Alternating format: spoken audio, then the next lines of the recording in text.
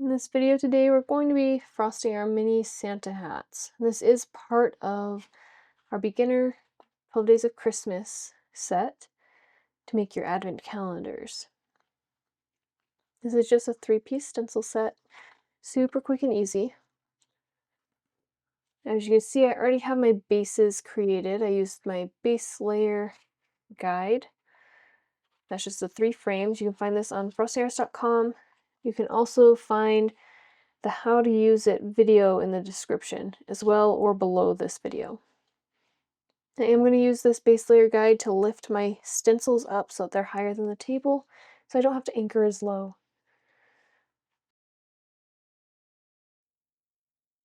We're going to start with our D1 stencil on here, and I'm just making sure that it's fairly centered and that the spaces between the design are equal distances from the edges of these circles. Once you get that lined up, you're just going to use black. And I pre-mixed all of my icing because I'm frosting all 12 designs in a row, and so it's just easier to pre-mix that icing.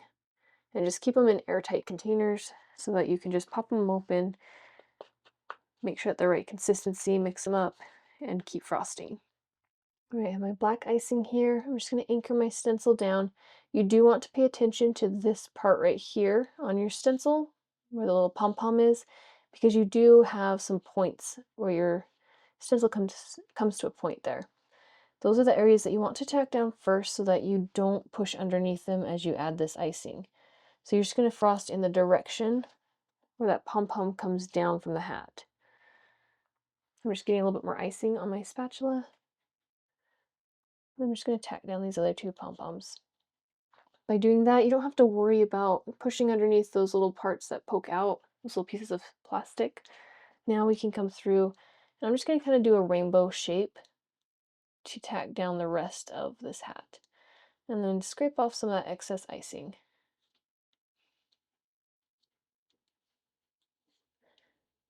Your icing should smooth onto your surface fairly easily. You shouldn't see it lifting up or peeling up off of the surface.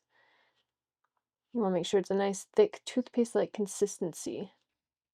All right, come through with your flat edge. You want to make sure this is long enough to reach all the way across your design. And then you're going to hold about a 45-degree angle, and with a gentle, even pressure, you're going to scrape across. I do have a little spot here that doesn't want to fill in, so I'm going to add a little bit of extra icing there and scrape across one more time. So you want to scrape all the way down to your plastic, because we don't use the frames for the rest of these layers. So your reference is going to actually be that plastic. So once you start scraping that plastic and see your outline of your design, you know that you've scraped it thin enough. Anchor in one corner and peel up with a nice smooth, quick movement. You can see by anchoring down or tacking down those pieces, we got a nice crisp edge. So now what we need to do is just turn on our desktop fan, let this dry for about 5 minutes. You want to make sure it's fully dry before we add that next layer. Your next stencil, the D2 stencil, that's going to be the red part of our hat. You want to make sure that you have a nice black outline all the way around your design here. Now, the part you want to pay attention to on this particular stencil is this thin piece of plastic, the detail between the fluffy part of your hat and the actual hat. So we want to make sure that we aren't pushing against that. We want to go with that. So what I'm going to do is I'm going to just kind of follow it and then curve down. Just verifying that everything is placed where I need it. And then I'm just going to go in kind of a curved motion. I just let the weight of my hand and the spatula apply all that pressure. Make sure you have enough icing on your spatula so as you swipe across, you are able to get all the way through to the end of the design. If you run out of icing partway through, you can sometimes end up pushing underneath your stencil. So just make sure you have enough icing and just follow all the way through. Just kind of getting some of that excess icing off. And you come through, and I'm not pressing very hard at all on this. You want to scrape down so you can see your design through that icing. If you can't see your design, your layer is too thick. Keep scraping. All right, anchor in one corner. Smoothly peel up from that opposite corner.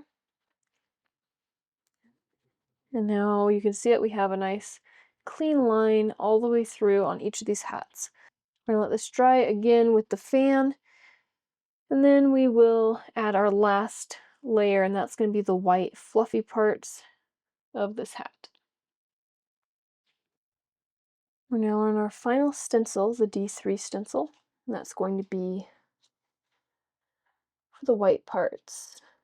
I have it slightly, my color is slightly gray. I just added a tiny bit of black, just so it's not all completely white, just slightly off-white. But you can see it's not too off-white, just a little bit gray. And with these, there's not too much you have to worry about. Just kind of do that same curved motion to catch everything in one swipe.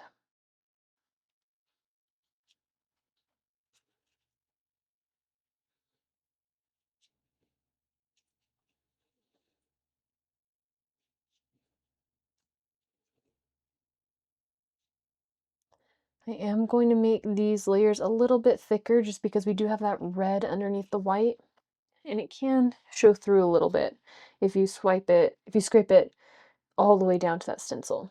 So I'm going to very, very gently scrape across here. And just peel up.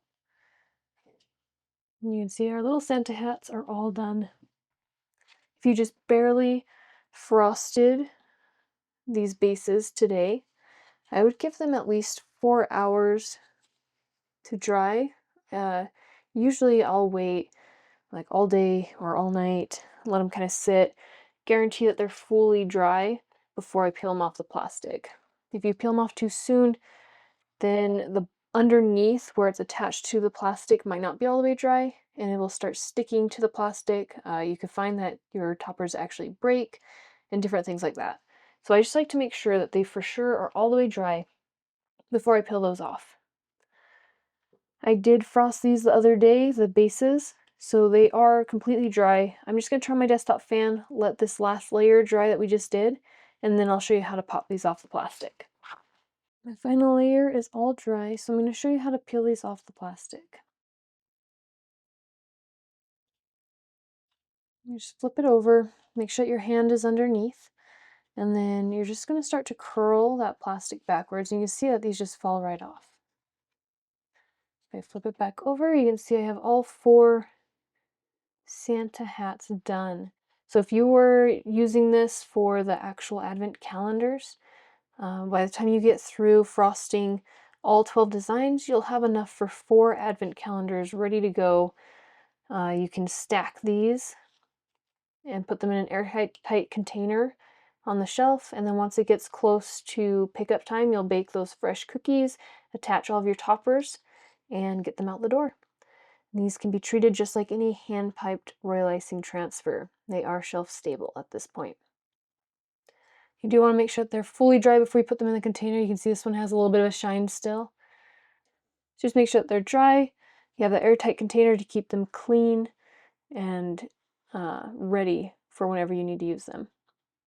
Another thing that you can do to kind of jazz these up a little bit is to, while this last layer is fresh and wet, you could add some like sanding sugar or something to there to kind of give it a little bit of a fuzzy look. So there's lots that you can do with these to make them a little bit more, give them a little bit more texture and a little bit more character. We're only going to attach one of these to our cookie today. I'm going to keep the rest, since it's November, it's a little bit early for these advent calendars. I'll keep the rest for December when these are ready to go out the door. You want to use icing that's about the same consistency that we used for stenciling, maybe just like slightly bit runnier. Then I always trace my cookie and then do a squiggle in the middle. The icing will press outwards as we attach this topper. It'll fill in those gaps. You're going to use multiple fingers to kind of wiggle this into place as you apply gentle pressure, And then just swipe around to get that excess icing off that kind of pushed out around the edges.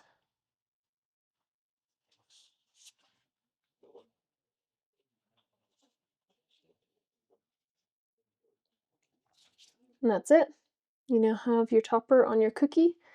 Nice and clean edges. Let this dry at least 4 hours before bagging, and then you can just tuck it into your advent calendar or add it to your holiday cookie sets.